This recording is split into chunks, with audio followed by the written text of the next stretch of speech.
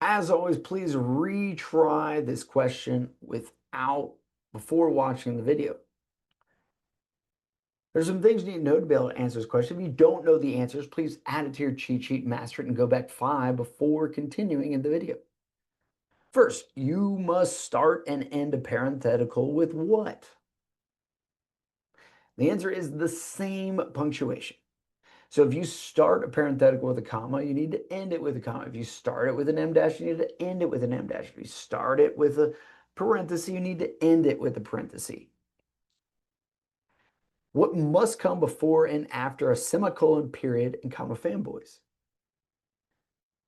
The answer to that is independent clauses. For each of these, there must be an independent clause somewhere before and somewhere after. So if you have a semicolon, somewhere before there needs to be an independent clause, and somewhere after there needs to be an independent clause, etc. for the other two. What must come before an em dash and a colon? And the answer to that is an independent clause. All right, there's an exception to that if it's being used as a parenthetical for the em dash, but for the em dash and colon, they need to have an independent clause before them in almost all situations. With those in mind, let's go ahead and take a look at number 31. So answer A, we have a parenthetical here. It starts with an em dash, it ends with a comma, and so we can eliminate that because it breaks the parenthetical rule. Answer B, this is almost certainly right. It starts the parenthetical with a comma, ends it with a comma. So that's almost certainly going to be right. We'll read the other answers just to verify that we can eliminate them. Because remember, we're training our brains to eliminate wrong answers instead of looking for the right answer. Answer C. We have a semicolon here, and semicolons need to have an independent clause somewhere before and somewhere after them. And therefore, we don't have an independent clause before the semicolon. It just says secondhand pianos. There's not even a verb. So there's definitely not a clause. So we can eliminate C.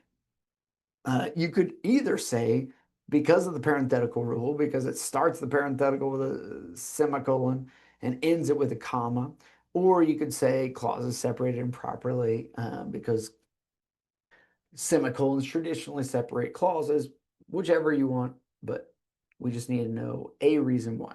Answer D. So answer D doesn't have the comma, which could be good. So let's just read to see if we need a comma here. Secondhand piano strategically placed at sites with high pedestrian traffic encourage people. Okay, so this one's a little bit harder to recognize because answer D makes it so that there is no independent clause in this sentence. And so let's just take a look because answer D separates everything from secondhand to traffic. And so that's its own thing. And then we have everything from encourage to others as its own thing. So one of those needs to be an independent clause the way that it is written for answer D. So let's see if we can find an independent clause before the comma. Second-hand pianos strategically placed in sites with high pedestrian traffic. Okay, this one is a little bit strange. And so we can fall back on, can it stand alone as a sentence? And it cannot stand alone as a sentence. It is a little bit awkwardly worded. It doesn't start with a dependent clause marker, so that is an exception to the rule because it's actually starting with a subject. And that's what's weird about it is secondhand pianos placed at sites with high pedestrian traffic. So it would have to be secondhand pianos were placed in sites because placed in the scenario is a participle, even though it ends with ed. If that's confusing to you, don't worry about it. You know, you can just ignore all that. But what you do want to look at is what is the verb of encourage? Because after that comma is a verb, encourage. And so a verb will almost always come before, or a subject will almost always come before the verb. So we have to find what's the subject of encourage, and the subject is secondhand pianos encourage people. So those need to go together. Therefore, everything between those needs to be a parenthetical.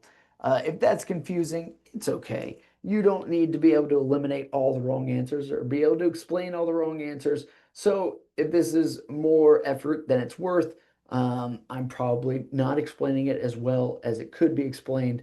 You should go ahead and add what you did learn that made sense to you on your worksheet and the answer, and then go ahead and do the remaining clause 3 questions that you missed on this test. You could also consider it a clause 1 question if you want to work more on clause 1s than clause 3s, whichever is best in your mind.